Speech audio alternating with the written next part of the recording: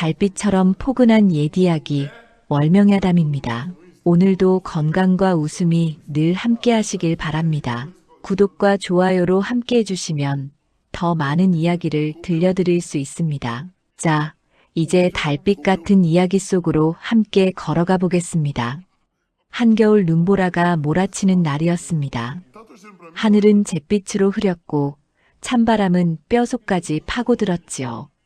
장터 근처 길가에는 사람의 발길이 끊긴 지 오래였습니다. 모두들 집안에 웅크리고 있을 시각이었으니까요. 길 위에는 쌓인 눈만이 하얗게 쌓여 있었고 바람은 쉴 새 없이 휘몰아쳤습니다. 그런데 눈보라 한가운데를 헤매는 한 사람이 있었습니다. 거지 총각 장운석이었습니다. 남루한 옷가지는 눈에 젖어 얼어붙었고 맨발의 발등은 시퍼렇게 변해 있었지요. 해진 옷자락은 바람에 너덜거렸고 머리카락에는 고드름이 주렁주렁 매달려 있었습니다. 운석은 장터에서 구걸하다 날이 어두워져 돌아가는 길이었습니다. 오늘도 빈손이구나. 배는 고프고 몸은 얼어붙는데 갈 곳도 없으니 어찌할꼬. 운석의 입술은 파랗게 질려 있었고 온몸은 떨림이 멈추지 않았습니다. 바람이 세차게 불어왔습니다. 운석은 비틀거리며 걸음을 옮겼지요. 발자국마다 피가 묻어났지만 쉴 곳이 없었습니다. 그냥 걸어야만 했지요. 멈추면 그대로 얼어 죽을 것만 같았으니까요. 그때였습니다. 길 한편에 눈 속에 파묻혀 있는 무언가가 눈에 들어왔습니다. 혹시 짐승인가 싶어 가까이 다가갔는데 그것은 사람이었습니다. 노인이 눈 속에 쓰러져 있었습니다. 희끗한 수염에 얼굴은 창백했고 숨소리는 가늘었지요. 옷은 제법 괜찮은 무명옷이었지만 눈에 흠뻑 젖어 있었습니다. 운석은 얼른 노인을 흔들어 깨웠습니다. 어르신, 정신 차리십시오. 이러다 얼어 죽습니다. 하지만 노인은 눈을 뜨지 못했습니다. 입술은 새파랗게 질려 있었고 손은 얼어서 딱딱하게 굳어 있었지요. 운석은 주위를 둘러보았습니다. 눈보라는 점점 거세지고 있었고 사람은 아무도 보이지 않았습니다. 이대로 두고 가면 노인은 틀림없이 죽을 것이었지요. 해가 지면 추위는 더욱 심해질 것이고 아침까지 이 눈보라 속에 있으면 살아날 수 없을 것입니다. 운석 자신도 얼어 죽기 직전이었습니다. 몸은 떨렸고 의식은 희미해졌지요. 한 발짝도 더 걷기 힘들 지경이었습니다. 하지만 그냥 지나칠 수가 없었습니다. 저 노인도 누군가의 아버지이고 할아버지일 텐데 나 하나 살자고 저분을 버리고 갈 수는 없지. 운석은 자신이 거지 신세지만 사람으로서 해야 할 도리가 있다고 생각했습니다. 운석은 남은 힘을 다해 노인을 등에 업었습니다. 노인의 몸은 얼음장처럼 차가웠습니다.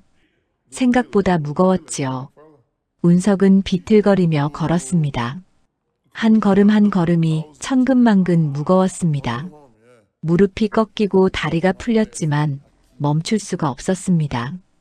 눈은 계속 내렸고 바람은 두 사람을 휘감았지요. 얼마나 걸었을까요? 발이 1000번도 더 미끄러지고 넘어질 뻔했지만 운석은 악착같이 버텼습니다. 그러다 마침내 버려진 창고 하나를 발견했습니다. 문짝은 반쯤 떨어져 나갔고 안은 어둡고 차가웠지만 그나마 눈보라를 피할 수 있었지요. 운석은 노인을 조심스럽게 바닥에 뉘었습니다. 노인의 얼굴을 살펴보니 숨은 쉬고 있었지만 매우 위태로워 보였습니다. 창고 안을 살펴보니 낡은 멍석 몇 장과 부러진 장작 조각들이 있었습니다. 운석은 먼저 노인의 젖은 옷을 벗겨 털어냈습니다. 손가락이 꽁꽁 얼어 옷을 벗기기가 쉽지 않았지요. 그래도 꾹 참고 옷을 벗긴 뒤 멍석으로 노인을 감쌌습니다. 그러고는 장작을 모아 불을 피웠습니다. 손가락은 얼어서 감각이 없었지만 운석은 포기하지 않았습니다. 부싯돌을 꺼내 몇 번이고 쳤지요. 손이 떨려서 쉽지 않았습니다. 10번, 20번을 치고 나서야 마침내 불씨가 일어났습니다. 운석은 조심스럽게 마른 풀을 올려 불씨를 키웠습니다. 그리고 장작에 불이 붙었습니다. 작은 불꽃이 어둠을 밝히기 시작했지요. 불빛이 창고 안을 은은하게 비쳤습니다. 운석은 노인을 불가에 가까이 옮겼습니다. 그리고 자신의 옷까지 벗어 노인의 몸을 덮어주었지요. 이제 자신은 우통이 벗겨진 채였지만 개의치 않았습니다. 내가 젊으니 조금 더 버틸 수 있을 게다.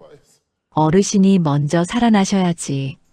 운석은 불을 더 지피며 노인의 회복을 기다렸습니다. 밤새 운석은 불을 꺼뜨리지 않으려 애썼습니다.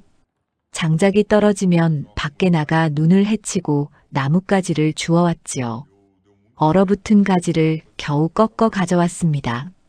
손은 갈라지고 피가 났지만 계속 움직였습니다. 한 시즌이 지나고 두 시즌이 지났습니다. 운석은 졸음과 싸우며 불을 지폈습니다. 새벽녘이 되어서야 노인이 희미하게 눈을 떴습니다. 노인은 천천히 주위를 둘러보더니 운석의 얼굴을 오래 바라보았습니다. 그 눈빛에는 놀라움과 감사함이 서려 있었지요. 노인의 입술이 움직였습니다. 노인은 가늘게 중얼거렸습니다. 이런 인연을 여기서 다시 보게 될 줄이야. 운석은 노인의 말을 제대로 알아듣지 못했습니다. 목소리가 너무 작았거든요. 하지만 노인이 정신을 차린 것만으로도 다행이었지요. 어르신, 괜찮으십니까? 물을 좀 드시지요. 운석은 창고 밖에 쌓인 깨끗한 눈을 주워와서 불가에 녹였습니다. 그리고 조심스럽게 노인에게 먹였지요. 노인은 물을 조금씩 삼키더니 운석을 바라보며 고개를 끄덕였습니다. 그리고 다시 눈을 감았습니다. 하지만 이번에는 숨소리가 고르고 편안했지요. 얼굴에도 조금씩 혈색이 돌기 시작했습니다. 운석은 안도의 한숨을 내쉬었습니다. 다행이다. 어르신이 깨어나셨어. 이제 조금만 더 버티면 날이 밝을 게다. 그리고 자신도 불가에 몸을 기댔습니다. 피곤함이 한꺼번에 몰려왔지요. 눈꺼풀이 무거워졌고 이내 잠에 빠져들었습니다. 창고 안에는 타닥타닥 장작 타는 소리만이 고요하게 울렸습니다. 눈보라는 여전히 밖에서 몰아쳤지만 두 사람은 작은 불빛 아래 따스함을 나누고 있었습니다. 그 누구도 알지 못했지요. 이 작은 선행이 훗날 얼마나 큰 기적으로 돌아올지를요. 추운 겨울밤 한 거지 총각의 선한 마음씨가 씨앗이 되어 움트고 있었던 것입니다. 며칠이 흘렀습니다. 운석은 매일 장터로 나가 구걸을 했습니다. 하지만 이제는 자신만을 위한 것이 아니었지요. 노인을 위한 먹을 것도 구해야 했습니다. 장터 한 구석에서 운석은 무릎을 꿇고 앉았습니다. 지나가는 사람들에게 손을 내밀었지요. 보시기를 베풀어 주십시오. 병든 어르신을 돌봐야 합니다. 대부분의 사람들은 그냥 지나쳤습니다. 누군가는 혀를 차기도 했지요. 하지만 운석은 포기하지 않았습니다. 해가 중천에 떴을 때 한 아낙네가 식은 죽 한 그릇을 건넸습니다. 이것이라도 받게나. 불쌍한 것. 운석은 고개를 조아렸습니다. 고맙습니다. 은혜를 잊지 않겠습니다. 죽 한 그릇을 받아들고 서둘러 창고로 돌아왔습니다. 노인은 여전히 누워 계셨지요. 운석은 조심스럽게 노인을 일으켜 세웠습니다. 어르신, 죽을 구해왔습니다. 조금씩 드시지요. 노인은 힘없이 고개를 끄덕였습니다. 운석은 한 숟가락씩 떠서 노인의 입에 넣어드렸지요. 노인이 삼키는 것을 확인하고 나서야 자신도 남은 죽을 먹었습니다. 한 그릇을 둘이 나눠 먹으니 배는 차지 않았지만 그래도 버틸만 했습니다. 저녁이 되면 또다시 장작을 구하러 나가야 했습니다. 마을 뒷산으로 가서 떨어진 나뭇가지를 주었지요. 눈 속을 헤매며 한 아름씩 모아왔습니다.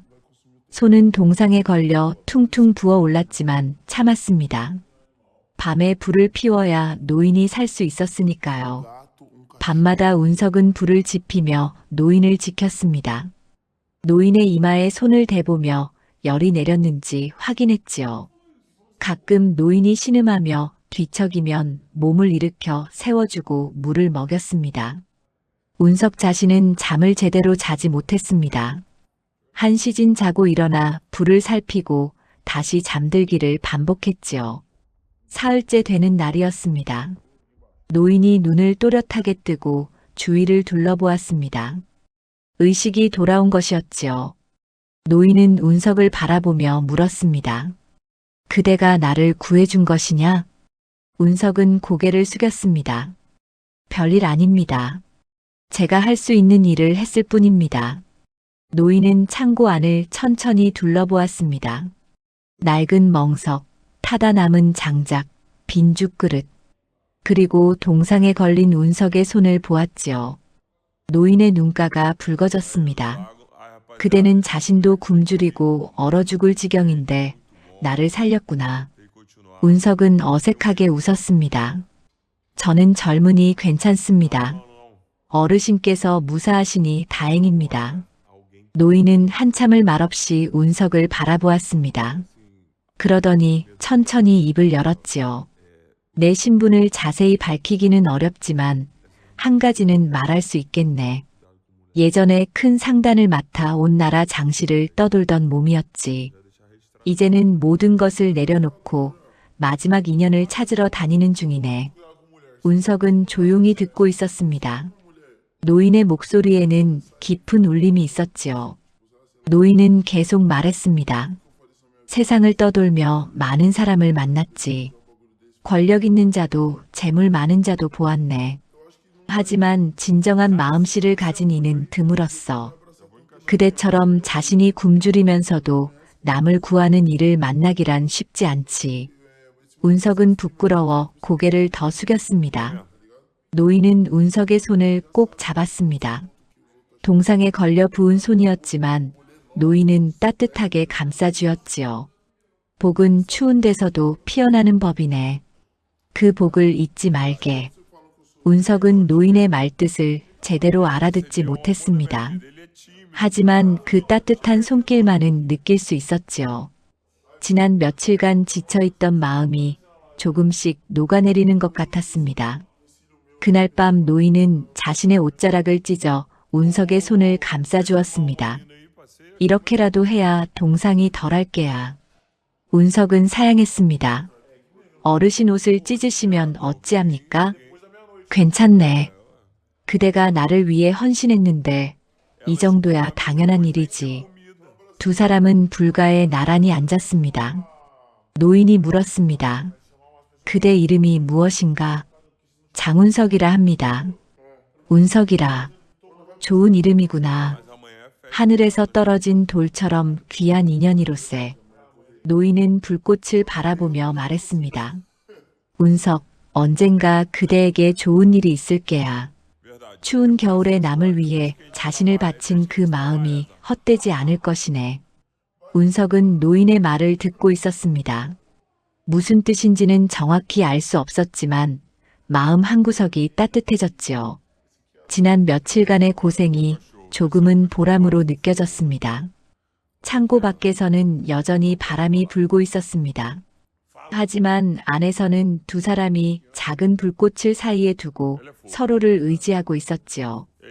그 작은 온기가 훗날 얼마나 큰 기적의 씨앗이 될지 아직은 아무도 몰랐습니다. 며칠이 더 지났습니다.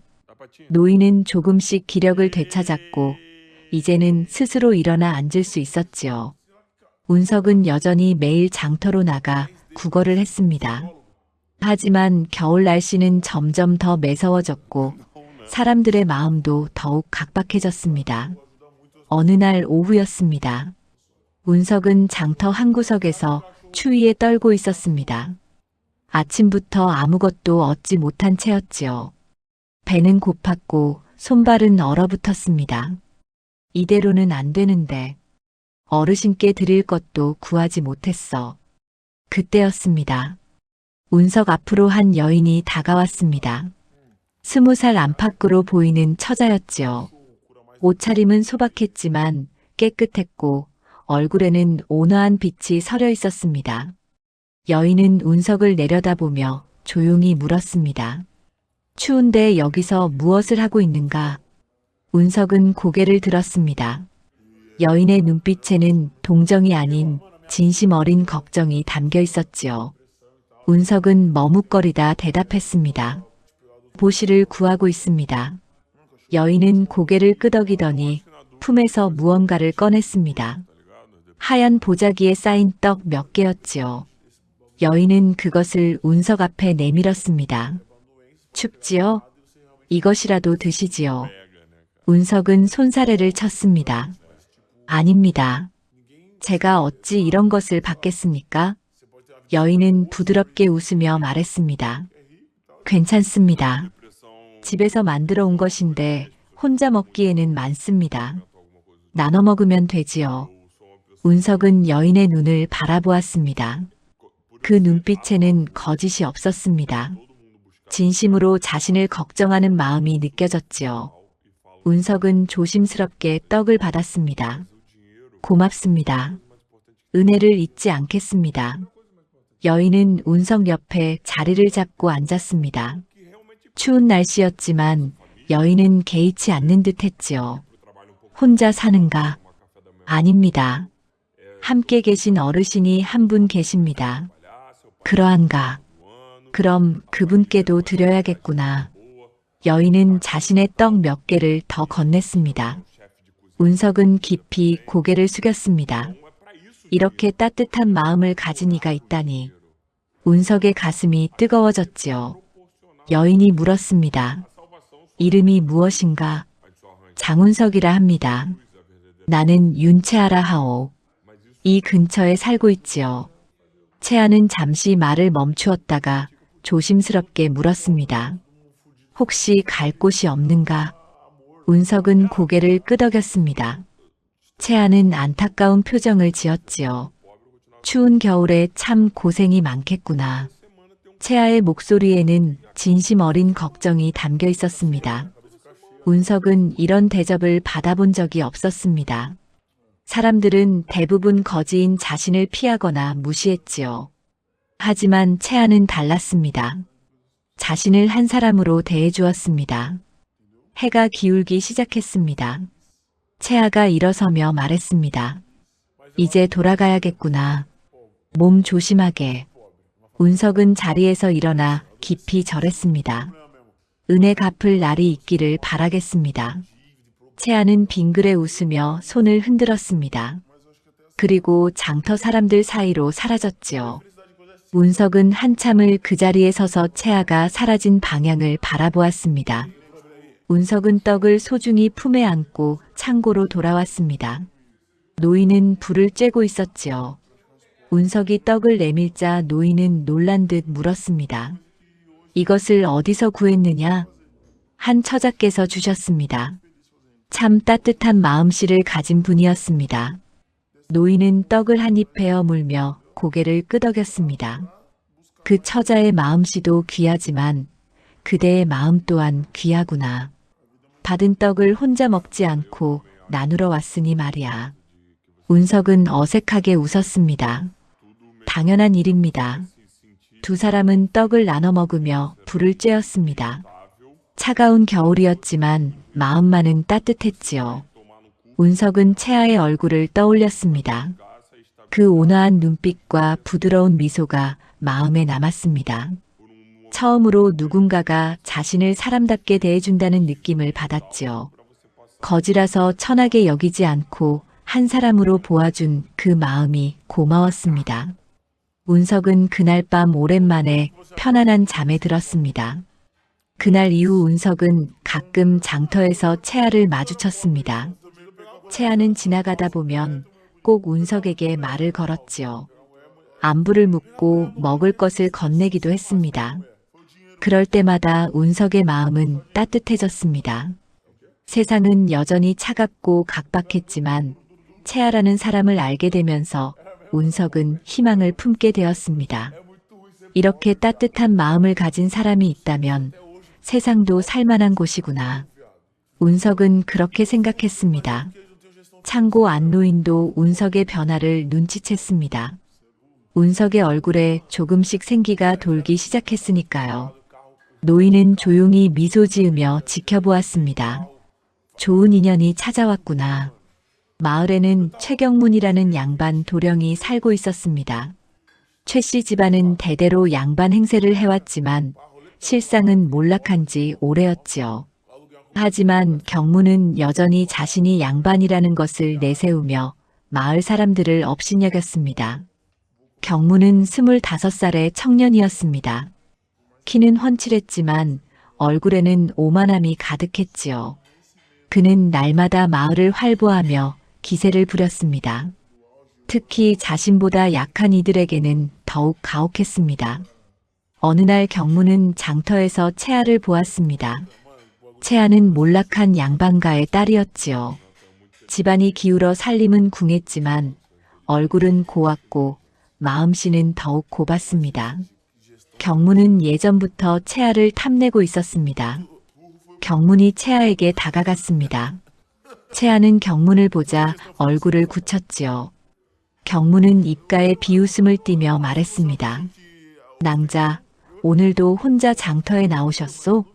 채아는 고개를 숙인 채 대답했습니다. 예, 살림에 필요한 것을 사러 왔습니다. 경문은 한 걸음 더 다가섰습니다. 집안이 어려우시다니 안타깝소.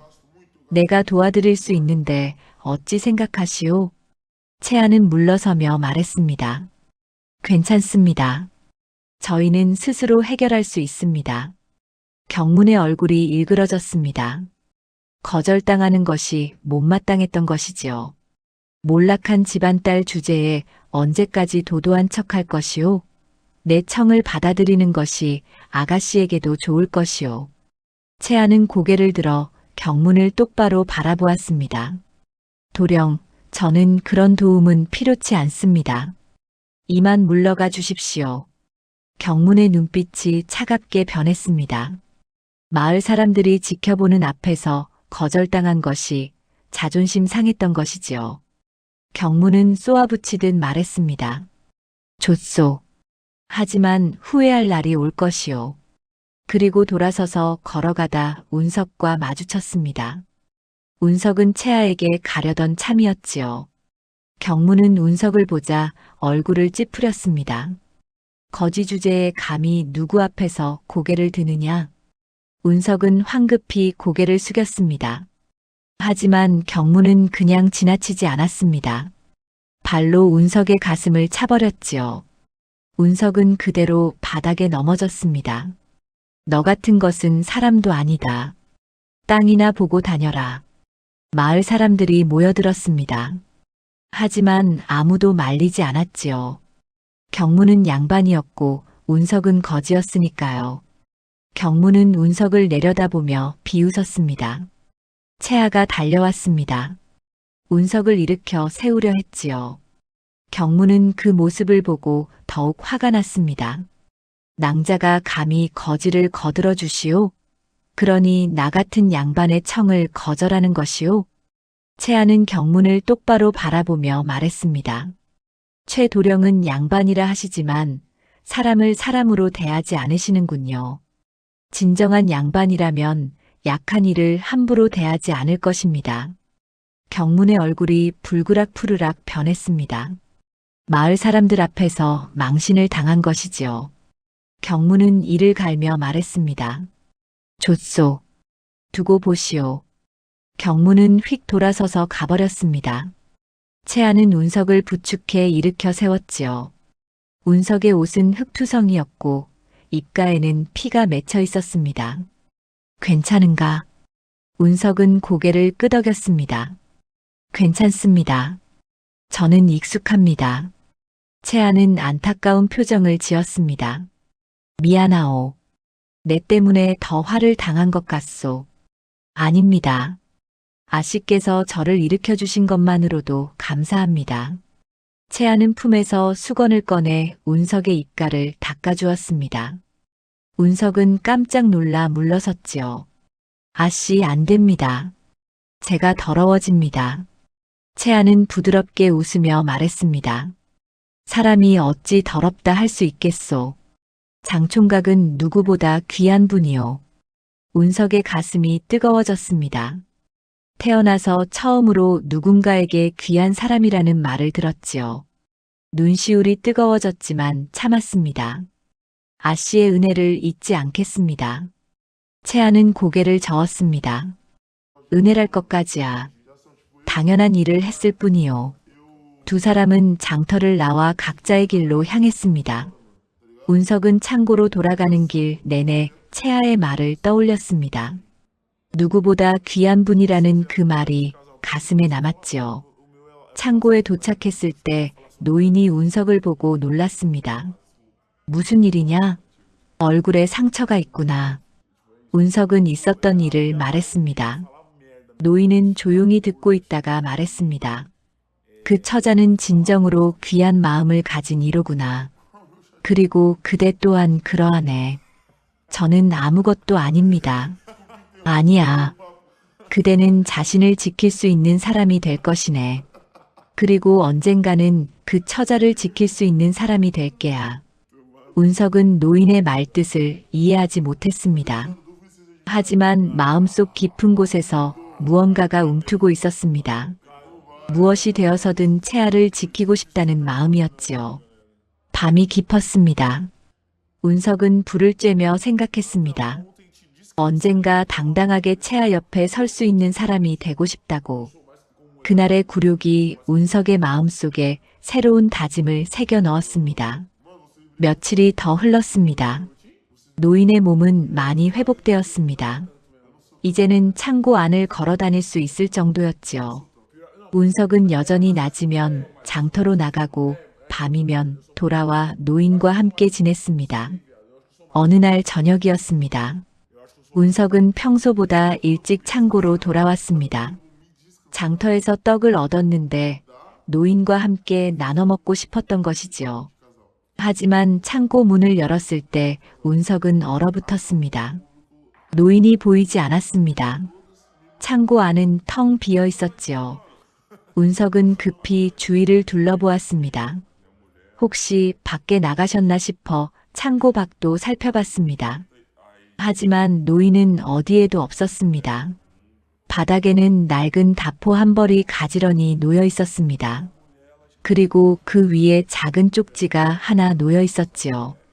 운석은 떨리는 손으로 쪽지를 집어들었습니다. 글을 읽을 줄 아는 운석은 아니었지만 마을의 훈장댁 앞을 지나다 배운 몇 글자로 겨우 뜻을 헤아릴 수 있었습니다. 잠시 떠나네. 인연은 반드시 다시 돌아온다. 추운 날일수록 그대의 따뜻함을 잊지 말게. 운석은 쪽지를 꼭 쥐고 주저앉았습니다. 어르신이 떠나셨구나. 왜 아무 말씀도 없이 가신 걸까? 가슴이 텅 빈 것 같았습니다. 그동안 함께 지내며 노인은 운석에게 가족 같은 존재가 되어 있었던 것이지요. 운석은 노인이 앉아있던 자리를 멍하니 바라보았습니다. 함께 불을 쬐며 이야기하던 모습이 떠올랐지요. 노인의 따뜻한 목소리가 귓가에 맴돌았습니다. 복은 추운 데서도 피어나는 법이네. 그 복을 잊지 말게. 밤이 깊어갔습니다. 운석은 홀로 불을 지폈습니다. 혼자 있으려니 창고가 더욱 넓고 쓸쓸하게 느껴졌지요. 장작 타는 소리만이 고요한 밤을 채웠습니다. 운석은 노인이 남긴 다포를 꺼내 덮었습니다. 노인의 체온이 남아있는 듯 했지요. 다음 날 아침 운석은 일찍 일어났습니다. 혹시나 하는 마음에 마을 이곳저곳을 돌아다녔습니다. 노인을 찾아볼까 싶었던 것이지요. 하지만 아무리 찾아도 노인의 흔적은 없었습니다. 장터에 나가서도 운석은 계속 주위를 살폈습니다. 혹시 노인이 지나가시지 않을까 하는 기대였지요. 하지만 하루 종일 노인은 나타나지 않았습니다. 해가 지고 또 밤이 왔습니다. 며칠이 지났습니다. 일주일이 지났습니다. 노인은 돌아오지 않았습니다. 운석은 점점 마음이 무거워졌지요. 어르신께서 혹시 어디 편찮으신 것은 아닐까? 혹시 다시 쓰러지신 것은 아닐까? 걱정이 되었지만 찾을 방법이 없었습니다. 운석은 창고에서 홀로 지냈습니다. 노인이 없으니 더욱 쓸쓸했지요.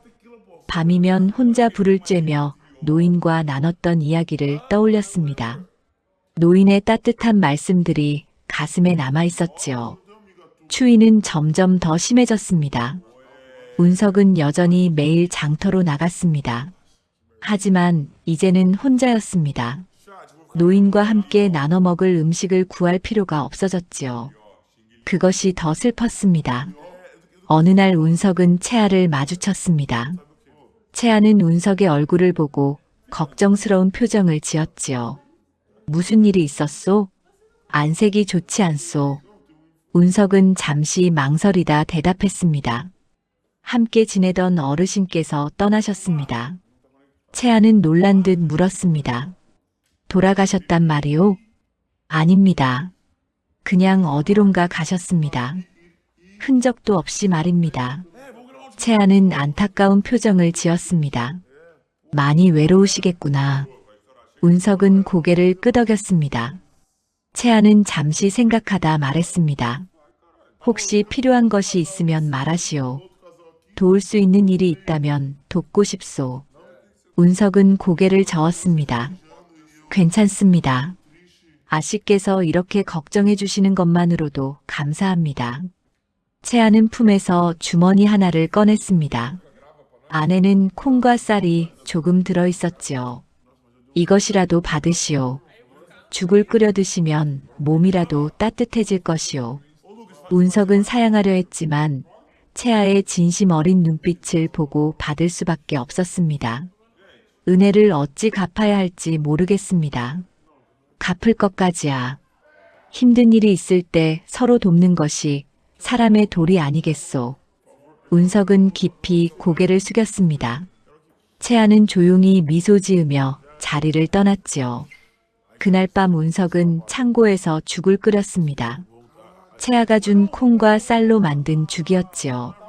따뜻한 죽을 먹으며 운석은 생각했습니다. 어르신은 떠나셨지만 나에게는 아직 따뜻한 마음을 가진 이들이 있구나. 노인이 남긴 말이 다시 떠올랐습니다. 인연은 반드시 다시 돌아온다. 운석은 그 말을 믿기로 했습니다. 언젠가 다시 노인을 만날 수 있을 거라고. 그리고 그때까지 자신은 더 나은 사람이 되어야 한다고 다짐했지요. 창고 안불빛이 흔들렸습니다. 운석은 노인이 남긴 다포를 꺼내 무릎에 올려놓았습니다. 어르신, 어디 계시든 부디 무사하시기를 바랍니다.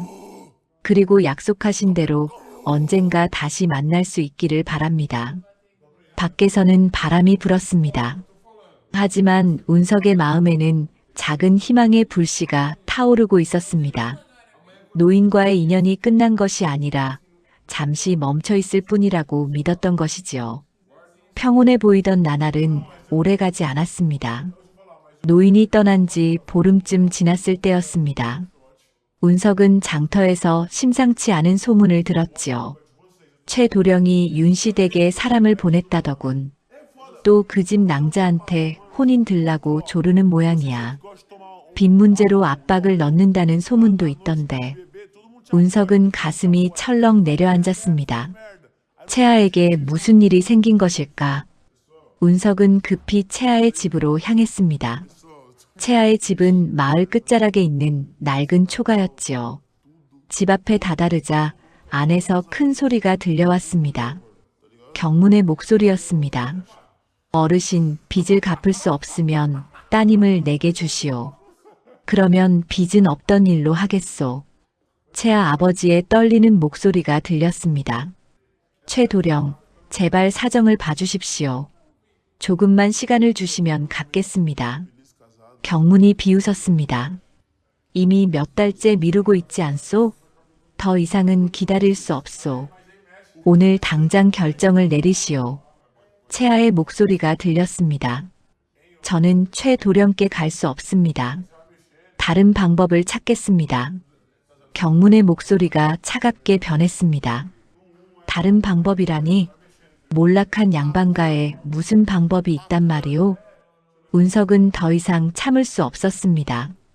문을 열고 안으로 들어갔지요. 방 안에는 경문과 그의 하인 둘, 그리고 채아와 채아의 늙은 아버지가 있었습니다.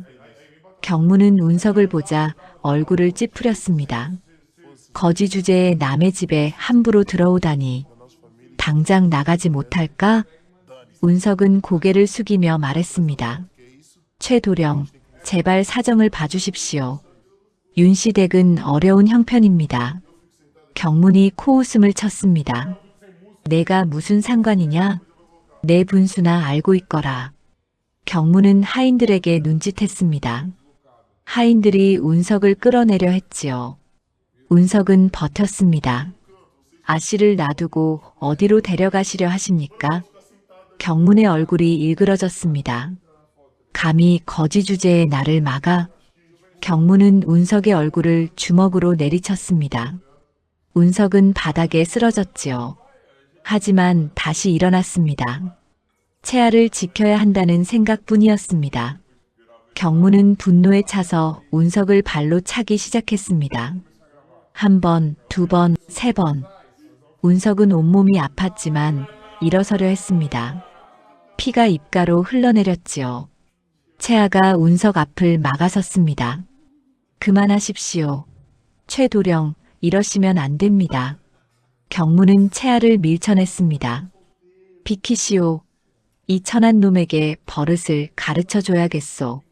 채아는 쓰러진 운석을 감쌌습니다. 경문의 발길질을 자신의 몸으로 막았지요. 경문은 채아까지 다칠까봐 발을 멈췄습니다. 낭자, 어찌하여 거지를 감싸시오? 채아는 운석을 부축하며 경문을 똑바로 바라보았습니다. 총각은 누구보다 귀한 분입니다. 제게는 그 누구보다 소중한 분이십니다. 경문의 얼굴이 새빨갛게 달아올랐습니다. 질투와 분노가 뒤섞인 표정이었지요. 좋소. 거짓 따위를 귀하게 여기는 아가씨라면 내게도 필요 없소. 하지만 빚은 반드시 받아내겠소. 각오하시오. 경문은 하인들을 데리고 나갔습니다. 방 안에는 무거운 침묵이 흘렀지요. 채아는 운석의 상처를 살펴보았습니다. 얼굴은 피투성이었고 몸 곳곳에 멍이 들어 있었습니다. 괜찮은가? 어디 많이 다친 곳은 없는가? 운석은 고개를 저었습니다. 괜찮습니다. 저는 익숙합니다. 채아의 눈에 눈물이 맺혔습니다. 미안하오. 나 때문에 이런 고초를 겪게 되었소. 운석은 채아를 바라보았습니다. 아씨께서는 아무 잘못이 없으십니다. 제가 힘이 없어 아씨를 제대로 지키지 못한 것이 죄스러울 따름입니다. 채아의 아버지가 운석에게 말했습니다. 고맙네. 자네가 아니었으면 큰일 날 뻔했네. 운석은 절을 올렸습니다. 아닙니다. 제가 할 수 있는 일을 했을 뿐입니다. 채아는 물과 수건을 가져와 운석의 상처를 닦아주었습니다. 운석은 처음에는 사양했지만 채아의 고집을 꺾을 수 없었지요. 장총각, 오늘 일을 잊지 않겠소. 목숨을 걸고 나를 지켜주었소. 운석은 고개를 저었습니다. 목숨까지야. 다만 아씨께서 무사하셔서 다행입니다. 채아는 운석의 손을 꼭 잡았습니다. 장총각은 진정으로 귀한 분이요. 언젠가 반드시 이 은혜를 갚겠소. 운석은 채아의 따뜻한 손길을 느꼈습니다. 아팠던 몸이 조금씩 괜찮아지는 것 같았지요. 마음속 깊은 곳에서 무언가가 단단해지는 느낌이었습니다. 해가 저물었습니다. 운석은 채아의 집을 나와 창고로 돌아갔습니다. 온몸이 쑤셨지만 마음은 오히려 가벼웠지요. 오늘 자신이 한 일이 옳았다고 확신했습니다. 창고에 누워 운석은 생각했습니다. 무엇이 되어서든 채아를 지킬 수 있는 사람이 되고 싶다고. 지금은 힘없는 거지 신세지만 언젠가는 당당하게 채아를 지킬 수 있는 사람이 되리라 다짐했습니다. 노인의 말이 다시 떠올랐습니다. 복은 추운 데서도 피어나는 법이네. 운석은 그 말을 믿었습니다. 언젠가 자신에게도 기회가 올 것이라고. 그때까지 이 마음을 잃지 않으리라 다짐했지요. 밤하늘에 별이 빛났습니다. 운석은 별을 보며 기도했습니다. 언젠가 채아를 지킬 수 있는 힘을 달라고. 그리고 채아가 행복하기를 바란다고. 작은 창고 안에서 운석의 마음은 점점 단단해지고 있었습니다. 얼마 후 마을 근처 고을에 큰 장시가 선다는 소문이 퍼졌습니다. 보름마다 열리는 장이었지만 이번에는 특별히 규모가 클 것이라 했지요. 멀리서 큰 상단이 온다는 소문도 있었습니다. 장날 아침이 밝았습니다. 운석도 평소처럼 장터로 나갔습니다. 하지만 오늘은 분위기가 사뭇 달랐지요. 장터에는 평소보다 훨씬 많은 사람들이 모여 있었습니다. 저 멀리서 무언가가 다가오고 있었습니다. 화려한 깃발이 바람에 펄럭였습니다. 말발굽 소리가 땅을 울렸지요. 장터로 들어오는 행렬은 장관이었습니다. 붉은색과 푸른색 깃발이 앞장섰고 그 뒤로 수십 대의 수레가 따랐습니다. 사람들이 웅성거렸습니다. 홍씨 상단이 왔다. 조선 곳곳의 장시를 장악한 큰 상단이라지. 원님께서도 직접 나오셨다던데. 운석도 사람들 사이에 섞여 행렬을 바라보았습니다. 이런 큰 상단은 처음 보았지요. 수레마다 짐이 가득 실려 있었고 상인들의 옷차림도 화려했습니다. 행렬 한가운데서 한 노인이 말에서 내렸습니다. 흰 수염을 기른 노인이었지요. 옷차림은 수수했지만 풍기는 기품이 남달랐습니다. 운석은 그 노인을 보는 순간 숨이 멎는 듯 했습니다. 홍치범 어르신이었습니다. 며칠 전까지 창고에서 함께 지내던 그 노인이었지요. 운석은 믿을 수 없다는 듯 눈을 비볐습니다. 하지만 틀림없었습니다. 홍치범은 사람들을 둘러보았습니다. 그러다 운석과 눈이 마주쳤지요. 홍치범의 얼굴에 잔잔한 미소가 번졌습니다. 홍치범이 손짓으로 운석을 불렀습니다. 운석은 얼떨떨한 마음으로 앞으로 나갔습니다. 사람들이 수군거렸지요. 저 거지가 대감님과 무슨 사이일까? 홍치범은 사람들이 모두 보는 앞에서 운석의 손을 잡았습니다. 이 사람은 나의 생명의 은인이자 내가 오래전부터 찾아 헤매던 마지막 인연일세. 장터가 술렁였습니다. 사람들은 놀란 눈으로 운석을 바라보았지요. 홍치범은 계속 말했습니다. 내 이름은 홍치범이라 하오. 오래전 상단을 이끌다 병을 얻어 모든 것을 내려놓고 떠났소. 언젠가 마지막으로 만날 인연에게 내 남은 재산과 자리를 맡기려 했소. 운석은 어리둥절했습니다. 홍치범이 이런 대단한 분이실 줄은 꿈에도 몰랐던 것이지요. 홍치범은 운석을 바라보며 말했습니다. 이 젊은이는 자신도 얼어 죽을 지경인데 나를 구해주었소. 며칠간 자신의 먹을 것을 나누고 밤새 불을 지피며 나를 돌봐주었지요. 홍치범은 사람들을 향해 말했습니다. 진정한 인품은 가진 것이 많을 때가 아니라 없을 때 드러나는 법이요. 이 젊은이는 아무것도 가지지 않았지만 가장 귀한 것을 가지고 있었소. 바로 따뜻한 마음이요. 원님도 행렬에 함께 와 있었습니다. 원님이 나서며 물었습니다. 홍대감, 그럼 이 젊은이를 어찌하려 하시오? 홍치범은 운석을 돌아보며 말했습니다. 이 젊은이에게 상단에서 일할 자리를 주고 싶소. 그리고 머물 거처와 일정한 재산도 내어줄 것이오. 운석은 고개를 저으며 말했습니다. 어르신, 그럴 수 없습니다. 제가 한 일은 당연한 일이었을 뿐입니다. 홍치범은 부드럽게 웃었습니다. 그 당연한 일을 하는 이가 드물다네. 밖에나. 이것은 자네가 받을 자격이 있는 것이네. 사람들 사이에서 박수가 터져 나왔습니다. 운석은 눈물이 핑 돌았지요. 이 모든 것이 꿈만 같았습니다. 홍치범은 운석의 어깨를 두드렸습니다. 오늘부터 나와 함께 일하게. 상단의 일을 배우고 사람들을 대하는 법을 익히게나. 운석은 깊이 절을 올렸습니다. 은혜를 평생 잊지 않겠습니다. 은혜가 아니네. 자네가 받을 마땅한 대가일 뿐이지. 그날 저녁 홍치범은 운석에게 깨끗한 옷과 신발을 주었습니다. 그리고 상단 사람들이 머무는 객사에 방 하나를 내어주었지요. 운석은 처음으로 따뜻한 방에서 잘 수 있게 되었습니다. 밤에 홍치범이 운석을 불렀습니다. 두 사람은 마주 앉아 차를 마셨지요. 홍치범이 말했습니다. 내가 떠난 후 어찌 지냈는가? 운석은 그간 있었던 일들을 이야기했습니다. 채아와의 만남, 경문의 횡포 채아를 지키려 했던 일까지.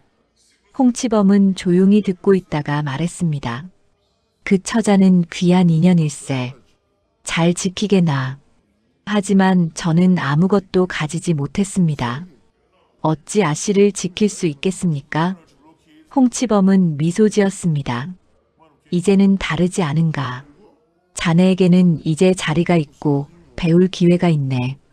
그것으로 충분하네. 운석은 고개를 숙였습니다. 가슴이 뜨거워졌지요. 홍치범이 계속 말했습니다. 복이라는 것은 하늘에서 떨어지는 것이 아니네. 그대가 추운 날에도 남을 덮어주었으니 그 복이 이제 그대에게 돌아온 것일세. 운석은 눈물을 참았습니다. 그동안의 고생이 헛되지 않았구나. 노인을 구했던 그날의 선택이 이렇게 돌아올 줄은 몰랐지요. 창밖으로 달빛이 비쳤습니다. 운석은 달을 바라보며 생각했습니다. 이제 채아를 지킬 수 있는 사람이 될 수 있을 것 같다고. 천천히 하지만 확실하게 앞으로 나아가리라 다짐했습니다. 그날 밤 운석은 오랜만에 편안한 잠에 들었습니다.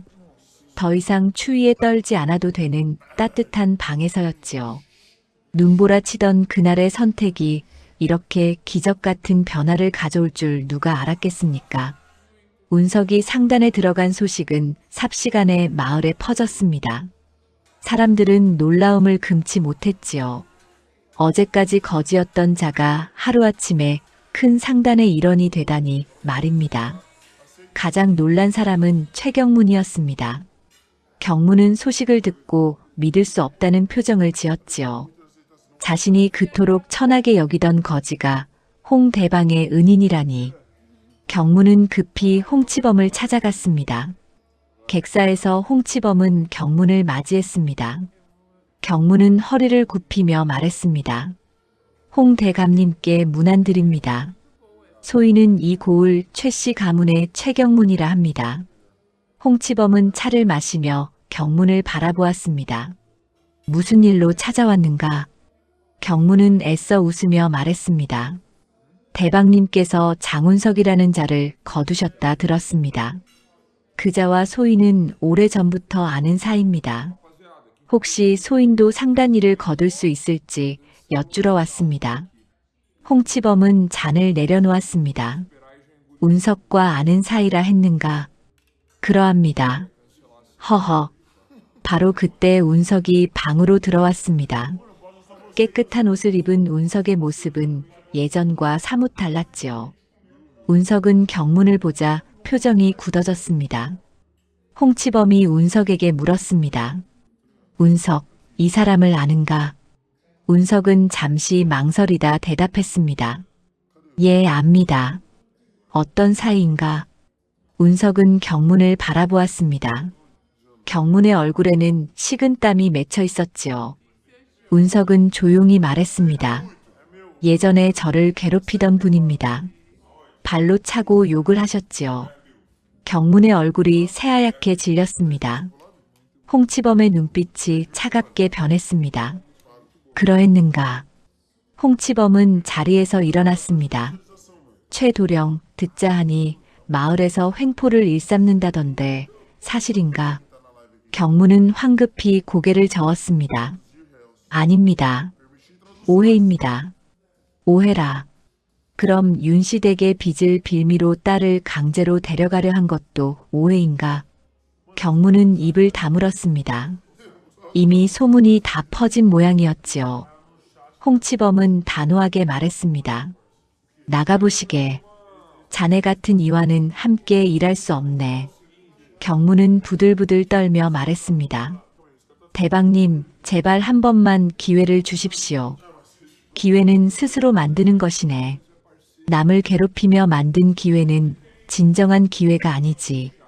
경무는 할 말이 없었습니다. 결국 경무는 고개를 숙인 채 물러갔지요. 며칠 후 마을 사람들이 원님 앞에 모였습니다. 홍치범이 원님과 함께 자리를 했지요. 마을 사람들이 하나둘 나서서 경문의 횡포를 고했습니다. 최도령이 제 밭을 빼앗으려 했습니다. 저희 딸을 함부로 대했습니다. 빌려준 돈을 갚으라 하니 오히려 욕을 했습니다. 원님은 심각한 표정으로 듣고 있었습니다. 홍치범도 함께 듣고 있었지요. 원님이 포졸들에게 명했습니다. 최경문을 당장 잡아들여라. 포졸들이 경문의 집으로 향했습니다. 경문은 도망치려 했지만 이미 늦었지요. 결국 경문은 관아로 끌려왔습니다. 원님이 경문에게 물었습니다. 마을 사람들의 말이 사실인가? 경문은 고개를 숙였습니다. 부인할 수가 없었지요. 원님은 엄하게 판결을 내렸습니다. 최경문은 양반의 신분을 이용해 백성들을 괴롭혔다. 곤장 30대에 처하고 향후 일체의 횡포를 금한다. 만약 다시 이런 일이 일어나면 더 큰 벌을 내릴 것이다. 경무는 그 자리에서 곤장을 맞았습니다. 비명을 지르며 용서를 빌었지만 소용없었지요. 그렇게 경문의 횡포는 끝이 났습니다. 한편 운석은 상단에서 일을 배우기 시작했습니다. 홍치범은 직접 운석에게 장씨의 이치를 가르쳐 주었지요. 장사란 물건을 파는 것이 아니네. 사람의 필요를 채워주는 것이지. 운석은 열심히 배웠습니다. 글을 읽고 쓰는 법도 배웠지요. 낮에는 상단 일을 거들고 밤에는 글 공부를 했습니다. 손에 굳은 살이 박이고 눈이 침침했지만 포기하지 않았습니다. 한 달이 지나자 운석은 간단한 장부를 볼 수 있게 되었습니다. 석 달이 지나자 혼자서도 물건을 사고 팔 수 있었지요. 홍치범은 흐뭇하게 운석을 지켜보았습니다. 잘하고 있네. 이 속도라면 곧 훌륭한 상인이 될 것이야. 운석은 고개를 숙였습니다. 모두 어르신 덕분입니다. 아니네. 자네의 노력 덕분이지. 어느 날 저녁 운석은 채아를 찾아갔습니다. 예전과 달리 깨끗한 옷을 입고 당당하게 걸어갔지요. 채아는 운석을 보고 놀라며 반가워했습니다. 총각, 정말 달라졌구려. 운석은 부끄럽게 웃었습니다. 아쉽게 빚진 것이 많습니다. 그 빚을 조금이나마 갚고 싶어 왔습니다. 운석은 품에서 작은 주머니를 꺼냈습니다. 안에는 은자 몇 냥이 들어있었지요. 최도령에게 진 빚을 갚는데 쓰십시오. 채아는 손을 내저었습니다. 이럴 수 없소. 장총각이 힘들게 번 돈일 텐데. 괜찮습니다. 아씨께서 어려울 때 저를 도와주셨습니다. 이제는 제가 도울 차례입니다. 채아는 운석을 바라보았습니다. 눈가에 눈물이 맺혔지요. 고맙소, 총각. 정말 고맙소. 운석은 미소 지었습니다. 저야말로 감사합니다. 아씨가 아니었다면 지금의 제가 없었을 것입니다. 두 사람은 서로를 바라보며 웃었습니다. 저녁 하늘에 별이 떠올랐지요. 운석의 새로운 삶은 이제 막 시작되고 있었습니다. 그날 밤 운석은 생각했습니다. 언젠가 채아와 당당히 함께할 수 있는 날이 오기를 바란다고. 그날을 위해 더욱 열심히 살아가리라 다짐했습니다. 눈보라치던 그날의 선택이 이렇게 아름다운 결실을 맺어가고 있었습니다.